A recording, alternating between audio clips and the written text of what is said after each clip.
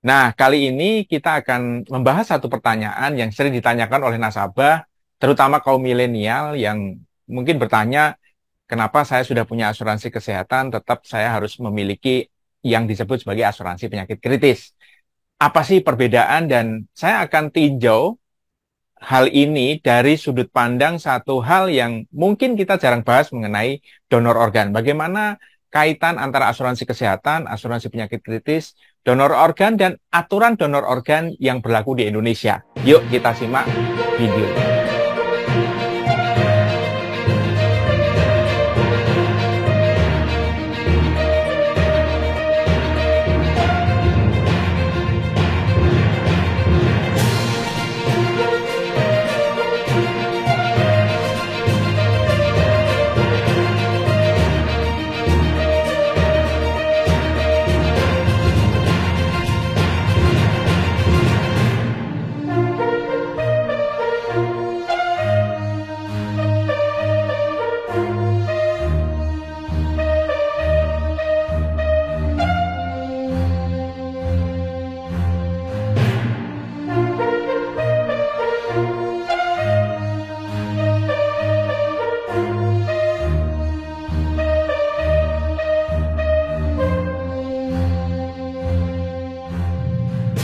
Oke, kalau kita berbicara mengenai asuransi kesehatan, asuransi penyakit kritis, sebelum kita masuk ke donor organ dan aturan donor organ di Indonesia, tentu kita harus melihat terlebih dahulu dari sisi segitiga piramida financial planning. Jadi kalau kita berbicara financial planning atau perencanaan keuangan, tentu saja layer yang paling bawah adalah penyediaan dana darurat dan manajemen hutang. Itu yang kita pelajarin di kelas-kelas perencanaan keuangan. Lalu setelah dana darurat dan perencanaan hutang kita sudah beres, kita akan masuk ke layer berikutnya, yaitu manajemen risiko. Terutama untuk para milenial, tentu saja yang harus disiapkan pada saat kita bicara manajemen risiko adalah memiliki asuransi kesehatan. Lalu setelah memiliki asuransi kesehatan, kita patut untuk bisa memiliki namanya asuransi penyakit kritis. Loh, pertanyaannya, apa bedanya? Sama-sama bicara penyakit, yang satu kesehatan, yang satu penyakit kritis. Kenapa ini dibedakan dan apa bedanya gitu ya? Oke, saya akan lihat, kita akan tinjau dari sisi kontraknya. Ya, jadi kalau kita bicara asuransi kesehatan, kita berbicara namanya kontrak indemnity atau ganti rugi. Jadi tidak ada cerita di mana-mana orang punya asuransi kesehatan itu diniatkan untuk cari untung atau ganti untung. Tidak ada, ganti rugi. Hanya sebatas mengganti kerugian yang terjadi sesaat sebelum sakit. Ya, jadi misalnya nih, sesaat sebelum sakit memiliki uang 100 juta. Tetapi karena sakit harus membayar biaya pengobatannya adalah 30 juta, maka hanya 30 juta itu yang diganti. Itu prinsip indemnity di dalam asuransi kesehatan. Jadi hanya mengganti sebesar kerugian yang terjadi sesaat setelah terjadi kejadian. Ya, sebagaimana mengembalikan uang sesaat sebelum kejadian, nilainya sebelum kejadian. Itu prinsip indemnity atau ganti rugi. Sehingga di dalam asuransi kesehatan kita mengenal namanya coordination of benefit. Jadi kalau memiliki dua asuransi kesehatan, satu sudah dipakai, yang satu hanya akan mengganti kekurangannya bila ada. Bila tidak ada kekurangan, maka tidak bisa dua-duanya diajukan untuk diklaim, untuk bisa dibayar klaimnya. Tidak memungkinkan untuk itu. Jadi karena konsep indemnity ini, ada coordination of benefit. Tidak bisa orang cari untung dari asuransi kesehatan. Lalu bagaimana halnya dengan asuransi penyakit kritis? Apakah kontraknya berbeda? Nah, kalau asuransi penyakit kritis, kontraknya bukan indemnity tetapi value kontrak atau kontrak nilai.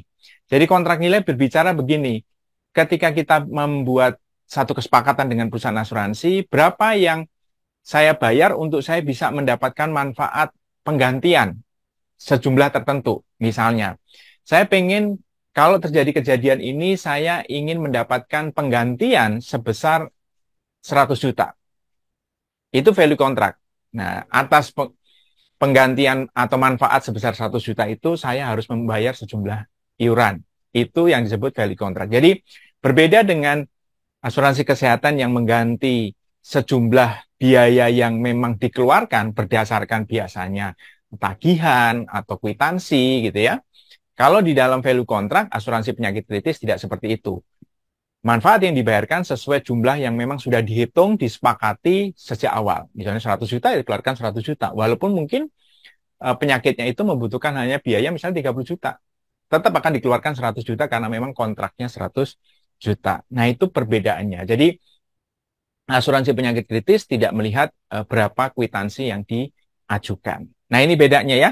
Jadi, yang satu mengganti biaya sesuai dengan tagihannya, yang satu lagi mengganti sejumlah kerugian sesuai hitung-hitungan di awal yang memang sudah disepakati. Ini seperti manfaat uang pertanggungan, kemudian ada lagi manfaat hospital income, pengganti income itu sudah kita hitung. Kalau saya sakit, maka income saya yang hilang berapa, maka itu bisa diajukan dalam bentuk asuransi hospital income.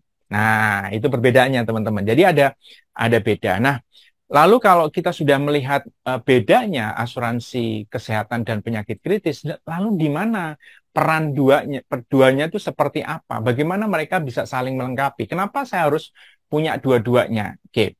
Untuk menjawab pertanyaan ini, saya akan bawa teman-teman ke kisah yang selalu saya bawakan, ya.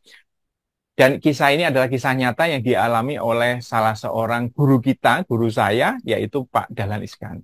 Jadi ceritanya Pak Dahlan Iskan pernah menjalani satu operasi karena beliau mengalami sirosis atau kanker hati, di mana hatinya terpaksa harus diganti.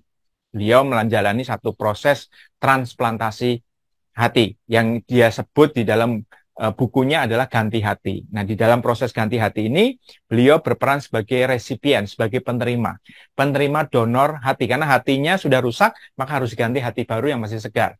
Siapa orang yang mendonorkan adalah seorang pemuda dari Cina, karena kebetulan beliau menjalani operasi di Cina, dan alhamdulillah beliau masih sehat sampai dengan hari ini, berarti hati pemuda Cina itu diterima dengan baik di dalam tubuh beliau. Nah, di akhir buku Ganti Hati ini, Pak Dahlan menyampaikan bahwa beliau mengeluarkan biaya untuk mereparasi organ. Dia bilang mereparasi organ gitu ya. Dan biaya operasinya sendiri tidak besar. Menurut beliau hanya seharga rumah tipe 100 di lokasi yang sedang. Ini operasinya tahun 2000, awal-awal tahun 2000. Jadi perkiraan saya kalau beliau bicara seperti ini mungkin sekitar 500 jutaan lah. Kita ambil nilainya sekitar 500 juta gitu ya. Tetapi beliau sambung lagi di halaman 223 bahwa beliau sekarang punya dua Mercy, yang satu ada di rumah, itu Mercy S500, harganya 3 miliar, dan satu lagi Mercy yang ada di perut, itu bekas jahitan operasi, nilainya juga 3 miliar. Loh, padahal tadi biaya operasinya cuma 500 jutaan gitu ya. Kenapa beliau bilang 3 miliar? Ya karena beliau operasinya di Cina. Tentu ada akomodasi untuk anak dan istri beliau. Kemudian juga ada semacam kompensasi lah untuk si pemuda Cina itu. Kenapa? Karena setelah mendonorkan hati, pasti fungsi tubuhnya tidak bisa lagi bekerja secara optimal sebagaimana kalau hatinya masih utuh. Tentu saja seperti itu. Kemudian, mungkin ada waktu jeda di mana dia tidak bisa bekerja lagi, kehilangan income. Nah, itu yang terjadi dengan Pak Dahlan. Jadi ternyata kalau kita bicara tadi transplantasi hati atau donor organ gitu ya, penyakit kritis, itu hanya 500 jutanya yang di-cover oleh asuransi kesehatan. Sisanya tentu tidak di-cover oleh asuransi kesehatan. Nah, kita akan masuk lebih lanjut.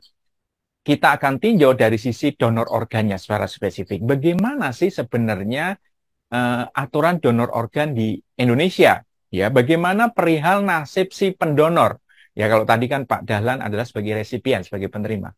Nasib si pendonor gimana? Kan dia akan tidak kerja kan selama jangka waktu tertentu dalam proses penyembuhan.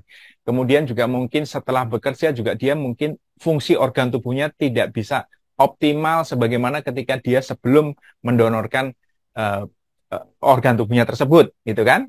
Bagaimana nasib dia dan bagaimana aturan mengenai donor organ di Indonesia dan kenapa menjadi penting untuk punya asuransi penyakit kritis gitu ya. Kita akan lihat bahwa di Indonesia aturan mengenai transplantasi organ gitu ya, organ apapun, mau itu hati, mau itu ginjal yang kita sering lihat gitu ya, mungkin itu mata gitu ya, kornea mata, itu diatur di dalam Permenkes. Permenkes nomor 38 tahun 2016. Ya, tentu saja pasalnya banyak, tetapi intinya adalah di dalam proses transplantasi organ itu tidak boleh ada namanya jual beli organ. Itu kenapa di dalam asuransi kesehatan tidak mengganti biaya organnya. Karena dikhawatirkan nanti disalahgunakan, asuransi kesehatan disalahgunakan untuk jual beli organ. Maka tidak ada penggantian organnya, gitu ya. Dan tidak boleh ada unsur komersil di dalam eh, transplantasi organ atau penggantian organ. Jadi seorang pendonor tidak boleh membuat perjanjian khusus dengan resipien, si penerima, mengenai donor organnya tersebut. Jadi organ yang mau dia donorkan, terus kemudian dia membuat perjanjian khusus, nggak boleh. Karena itu nanti akan menuju ke komersialisasi. Nah, tetapi ada hak para pendonor yang harus diterima. Memang betul ada bagian negara untuk menjamin ini, tetapi tentunya tidak besar karena ini masuk dalam lingkup penjaminan JKN ya. Dan tidak semua orang bisa cukup dengan itu, di mana hak para pendonor itu adalah pertama memperoleh yang poin C ya, memperoleh asuransi kesehatan dan asuransi kematian. Oke, ini mungkin ditanggung oleh pemerintah dalam bentuk fasilitas BPJS, tapi tidak semua orang cukup dengan BPJS. Sehingga harus ada itikat baik dari para resipien, dari para penerima donor untuk bisa membantu orang yang sudah mendonorkan organnya mengadakan asuransi kesehatan dan asuransi kematian yang cukup. Itu yang pertama.